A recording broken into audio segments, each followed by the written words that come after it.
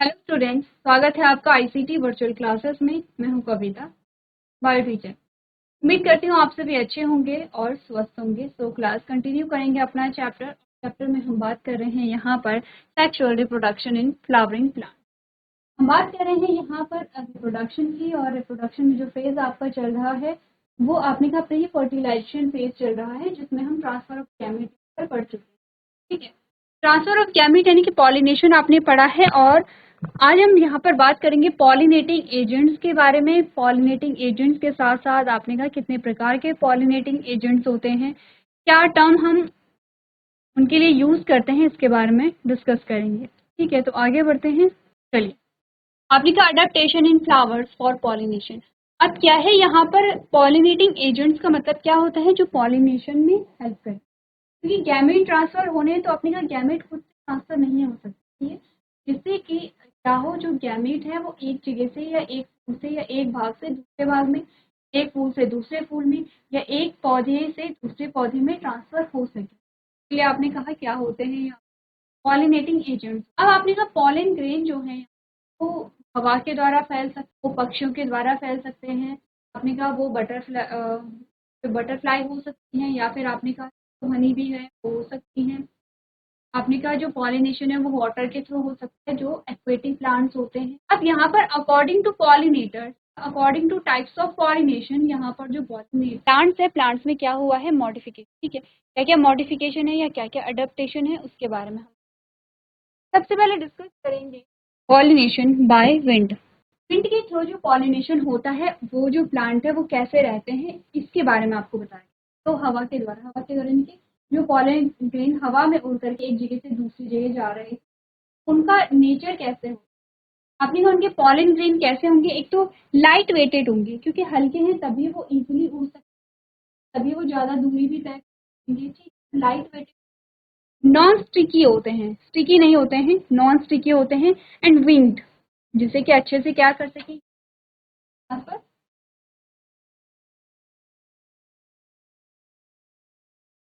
अब बात करते हैं एंथर के बारे में कि एंथर यहाँ पर कैसे होते हैं। आपने कहा well exposed, anther well exposed होंगे तभी आपने कहा एंथर उड़ेंगे। ठीक है, ये एंथर है, एंथर है।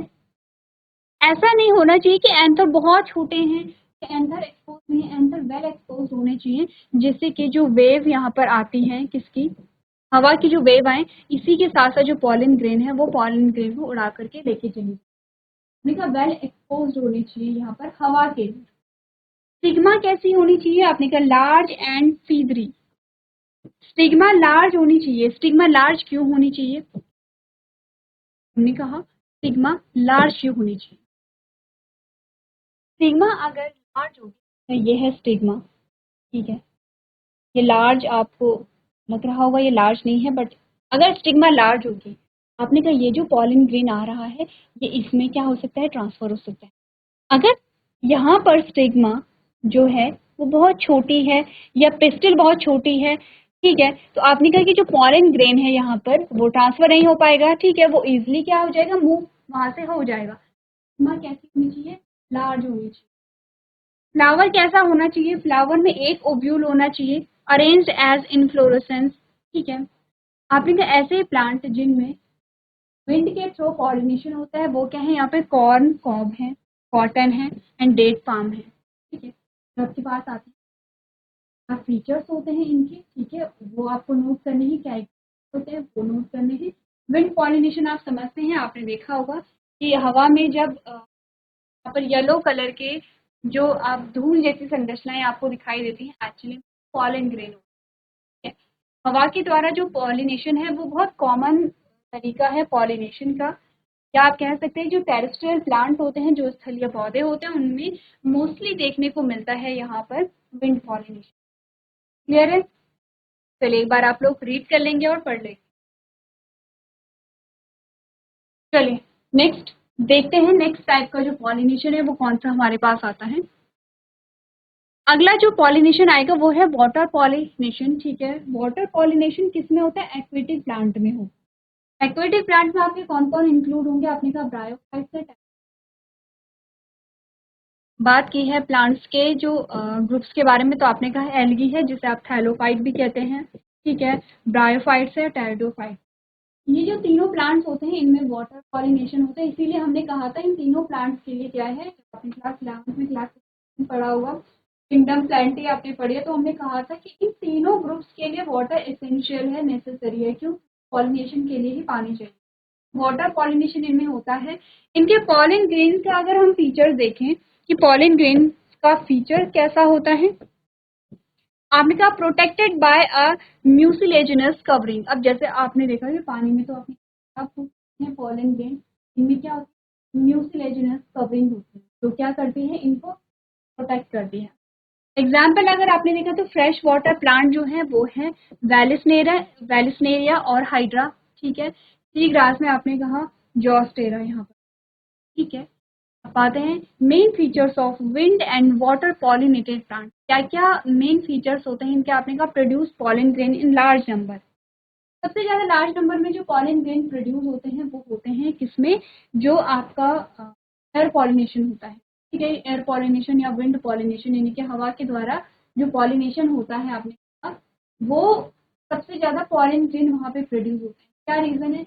आपने कहा जब पॉलिनेशन की प्रोसेस चल रही है तो जरूरी नहीं है कि जितने पॉलिन ग्रेन यहाँ पर आपने कहा हवा में तैर रहे हैं सभी क्या हो, स्टिग्मा तक पहुंच जाए। हो सकता है वो स्टिग्मा तक पहुंचे, का जो रेशियो है, इसका जो परसेंटेज है वो क्या है, आपने कहा फिक्स नहीं होता, कम होता है।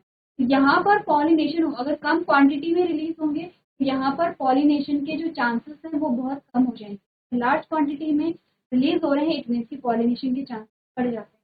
नेक्स्ट है डू नॉट प्रोड्यूस नेक्टर। ये नेक्टर प्रोड्यूस नहीं करेंगे। क्यों नहीं करेंगे? नेक्टर नेक्टर नेक्टर को कलेक्ट करके आप देखते हैं हनी बनती है, ठीक है, जो हनी भी बनाती है। ऐसे प्लांट जिनमें वाटर पॉलिनेशन हो रहा है और एयर पॉलिनेशन हो रहा है, इनमें नेक्टर नहीं बनता। आपने कहा नेक्टर एक्चुअली में जो कीट हैं, जो इंसेक्ट हैं, आए हैं, उनको यहाँ पर अट्रैक्ट करने के लिए नेक्टर का फॉर्मेशन। यहाँ पर क्योंकि पॉलिनेशन के लिए इंसेक्ट नहीं है या बटरफ्लाई नहीं आ रही हैं या हनी भी नहीं आ रही हैं, तो आपने कहा कि उनके द्वारा जो पॉलिनेशन नहीं हो रहा है। अब आते हैं इंसेक्ट पॉलिनेशन। इंसेक्ट पॉलिनेशन वो पॉलिनेशन जिसमें क्या आता है, जो इंसेक्ट के द्वारा होता है। इंसेक्ट के द्वारा कैसे होगा? सिंपल सी बात है, एक फ्लावर है, फ्लावर पे इंसेक्ट बैठे, उसके बाद तो दूसरे फ्लावर पे बैठ जाते हैं। यहाँ पर जो पॉलिन ग्रेन है वो स्टिकी होते हैं। ध्यान दीजिए, जब वाटर पॉलिनेशन, जब विंड पॉलिनेशन में हमने पढ़ा था, वहाँ पे पॉलिन ग्रेन स्टिकी नहीं थे। इंसेक्ट पॉलिनेशन में पॉलिन ग्रेन स्टिकी होते हैं, चिपचिपे होते हैं। फायदा क्या होता है कि जब इंसेक्ट किसी फ्लावर पे बैठते हैं, ये पॉलिन ग्रेन इंसेक्ट की बॉडी पे चिपक जाते हैं। तो जब दूसरे फ्लावर पे बैठेंगे तो वहाँ पर क्या आते हैं, वो जो पॉलिन ग्रेन है वो वहाँ पर ट्रांसफर हो जाते हैं। उसकी बॉडी से कुछ पॉलिन ग्रेन तो वहाँ पे झड़ेंगे। बहुत सारे पॉलिन ग्रेन अगर वहाँ पर बॉडी से चिपक गए हैं, ऐसे नहीं चिपकते हैं कि परमानेंट, लेकिन क्या हो जाते हैं, स्टिकी हैं, तो बॉडी पे क्या हो जाएंगे, अटैच। जब वो दूसरे फ्लावर में जाएगा, मूव करेगा, तो कुछ तो पॉलिन ग्रेन वहाँ पे क्या हो जाएंगे, झड़ जाते हैं। पहला फीचर है कि पॉलिन ग्रेन स्टिकी होते हैं। फ्लावर इनके लार्ज होते हैं, बड़े होते हैं और कलरफुल होते हैं ताकि इंसेक्ट को अट्रैक्ट कर सके। फ्रेग्रेंट होती है ताकि इंसेक्ट अट्रैक्ट कर सके। रिच इन नेक्टर, और नेक्टर क्या होगा, इनमें ज्यादा होगा, तभी यहाँ पे जो इंसेक्ट है वो आएंगे, ठीक। सिग्मा में इनकी कैसी होती है, स्टिकी होती है, तभी यहाँ पर जो पॉलिनेशन है होगा, ठीक है। तो चलिए, दोनों आपने यहाँ पर पढ़ लिए हैं, वाटर पॉलिनेशन, इंसेक्ट पॉलिनेशन, और एक आपने पढ़ा है यहाँ पे विंड पॉलिनेशन। उसमें आपने कहा क्या क्या फीचर्स होते हैं प्लांट्स के, एक बार आप लोग नोट कर लेंगे। चलिए, ये हमने पढ़ा है यहाँ पर पॉलिनेटिंग। नेक्स्ट हम पढ़ चुके हैं आउट ब्रीडिंग डिवाइसेस क्या होती हैं और कितने प्रकार के होते हैं, ये हमने बात कर ली है। आपने कहा कि यहाँ पर जो ऑटोगैमी या सेल्फ पॉलिनेशन को रोकने के लिए कुछ डिवाइस होती हैं, जैसे कि आपने कहा मैच्योरेशन टाइम में डिफरेंस होता है, हाई डिफरेंस होता है, सेल्फ इनकम्पैटिबिलिटी होती है, डायोसियस फ्लावर या यूनिसेक्सुअल फ्लावर यहाँ पर होते हैं जो कि क्या रोकते हैं, ऑटोगैमी को रोकते हैं। अब आते हैं पॉलन पिस्टल इंटरैक्शन पे आते हैं। क्या होता है पॉलन पिस्टल इंटरैक्शन?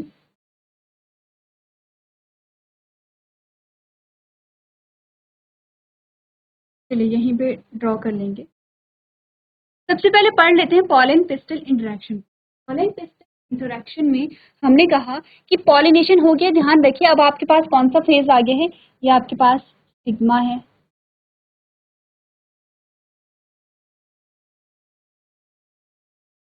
ठीक है, ये आपके पास क्या है, आपने कहा एम्ब्रियो सेक है।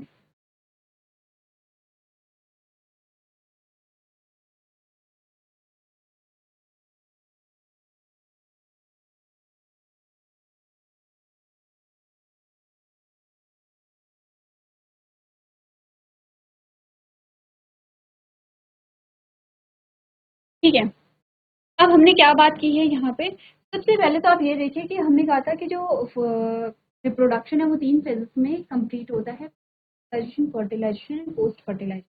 हम आ गए हैं फर्टिलाइजेशन फेज में। अब फर्टिलाइजेशन होगा, आपने कहा पॉलिनेशन होगी है। पॉलिनेशन का मतलब है कि पॉलन ग्रेन जो है वो स्टिग्मा तक पहुंच गया है। अब हेडिंग आपकी क्या रही है, pollen pistol interaction. Pollen pistol interaction में क्या होता है, पॉलन ट्यूब का फॉर्मेशन। आपको ध्यान होगा, अगर आपको आपने पढ़ा है तो हमने कहा था कि यहाँ पर इस प्रकार से क्या होंगी,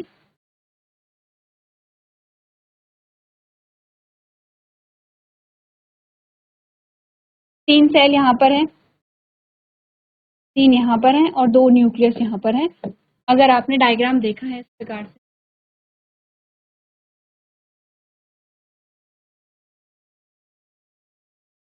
अगर आपने डायग्राम देखा है तो हमने कुछ इस प्रकार का डायग्राम बनाया। ठीक है, तो आपने क्या कहा था कि जो इस प्रकार से सेल्स का फॉर्मेशन है और एक्सेल कहाँ है, यहाँ पर एक्सेल। तो हमने कहा,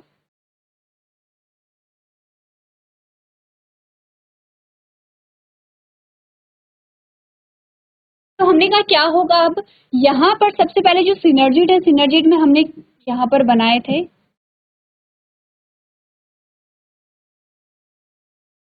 सिनर्जिड में आपने कुछ फिंगर लाइक स्ट्रक्चर बनाए थे। जो फिंगर लाइक स्ट्रक्चर है, जो अपेंडेजेस हैं यहाँ, हमने कहा ये क्या करेंगे, आप कुछ पॉलन ग्रेन से पॉलन ट्यूब का फॉर्मेशन होता है। कैसे होता है, सबसे पहले याद रखिए पॉलन ग्रेन क्या है। हमने कहा पॉलन ग्रेन ये है, इस प्रकार की एक सेल है और इसके अंदर क्या है, दो क्या है, दो जो मेल गैमेट है वो प्रेजेंट है। ठीक है, ये इस सेल का क्या है, यहाँ पे न्यूक्लियस है। ये इस सेल के अंदर क्या होगा, साइटोप्लाज्म होगा। इस सेल के अंदर क्या भरा हुआ है, साइटोप्लाज्म भरा हुआ है। अब होगा क्या, ध्यान से देखिए, होगा क्या, यहाँ से ये जो साइटोप्लाज्म है ये नीचे की ओर बहने लगेगा ऐसे। साइटोप्लाज्म क्या होगा, नीचे की ओर बहने लगता है।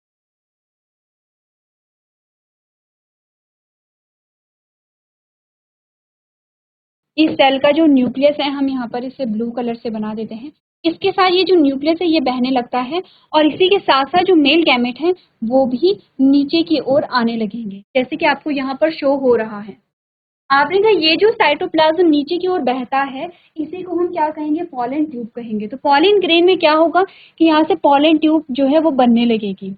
ये पॉलन ट्यूब जो नीचे की ओर आ रही है ये अट्रैक्ट होती है किससे, आपने कहा ये जो फिलीफॉर्म अपैरेटस, जो आपने कहा सिनर्जिड पर, सिनर्जिड क्या है, ये हमने कहा एक्सेल है बीच वाली और इसके सामने दो क्या है, सिनर्जिड है। सिनर्जिड में हमने कहा कि इस प्रकार से उंगलीनुमा संरचनाएं हैं जिन्हें हम फिलीफॉर्म अपैरेटस कह रहे हैं।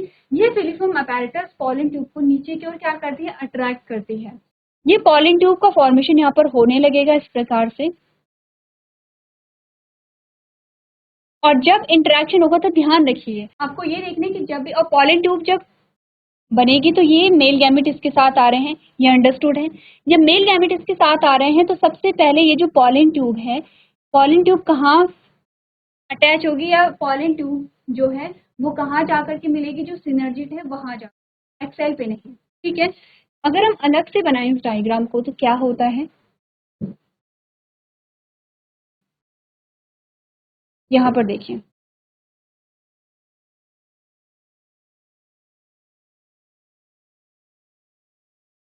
ठीक है, इस प्रकार से हम सीधे बनाते हैं, एक्सेल समझ आ जाए। ये पूरा ओव्यूल है और ये पूरा ओव्यूल है। ठीक है, ओव्यूल के अंदर हमने कहा इस प्रकार से,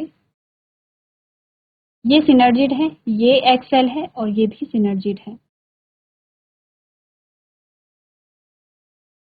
एक्सेल को मैं डिफरेंट कलर से यहाँ पे शो कर रही हूँ, ये है एक्सेल। अब जब पॉलन ट्यूब बनी है तो पॉलन ट्यूब सबसे पहले किसे ब्रेक करेगी? ये जो साइड वाली सिनर्जिड है इसे ब्रेक करेगी।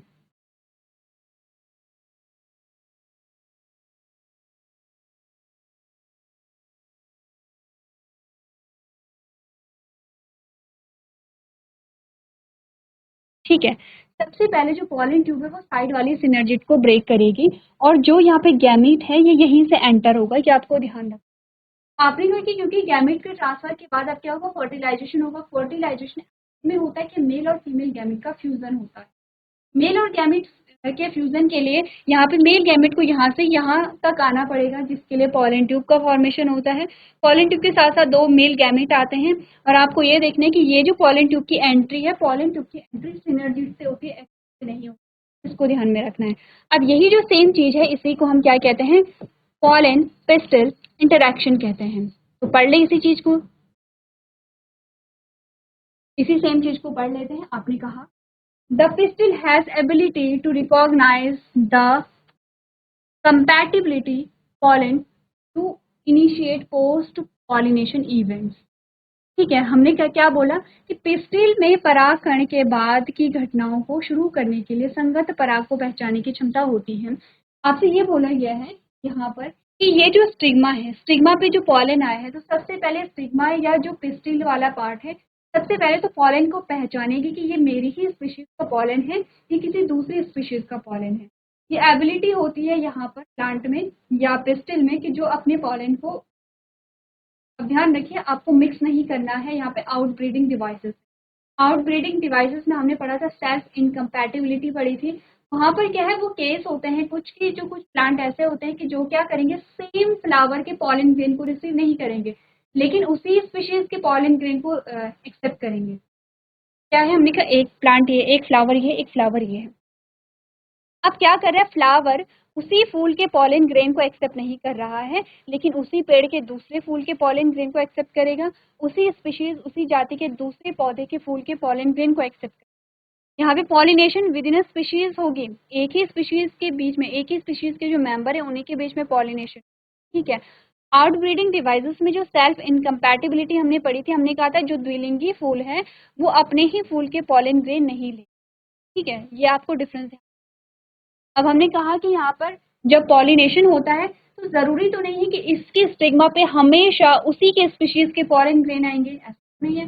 हो सकता है कि मैंगो की जो पिस्टिल है उस पे ऑरेंज के पॉलन ग्रेन आ जाए तो उसका पॉलिनेशन होगी, हमने कहा नहीं होगी, क्योंकि जो पिस्टिल है यहाँ पे उसमें एबिलिटी होती है अपने पॉलन ग्रेन को रिकॉग्नाइज करने की।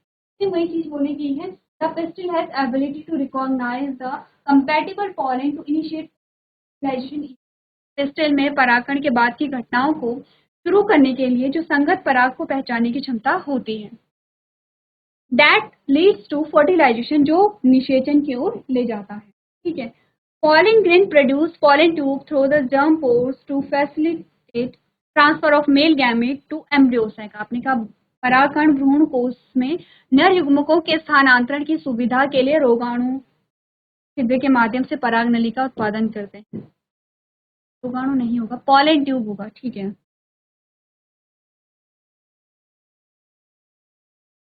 पराग,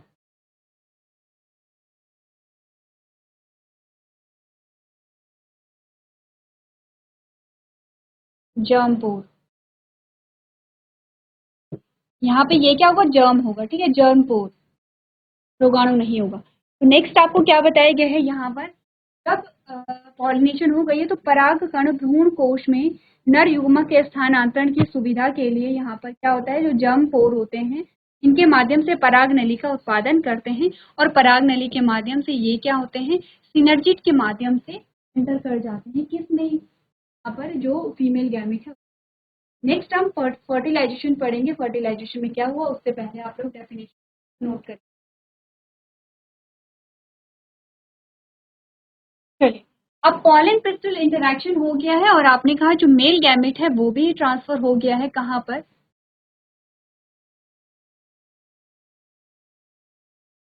वो भी ट्रांसफर हो गया है यहाँ पर जो फीमेल गैमेट है उसके साथ। अब हम बात करेंगे यहाँ पर फर्टिलाइजेशन की। फर्टिलाइजेशन क्या होगा, तो यहाँ पर जो फर्टिलाइजेशन है उसको अच्छे से समझेंगे। मैं यहाँ पर आपको कुछ टर्म दे रही हूँ जो आप लोग यहाँ पर पढ़ कर लेके आएंगे, ठीक है। फर्टिलाइजेशन के एस्पेक्ट में ही है, तो सबसे पहले तो आप ये देखेंगे फर्टिलाइजेशन क्या होती है।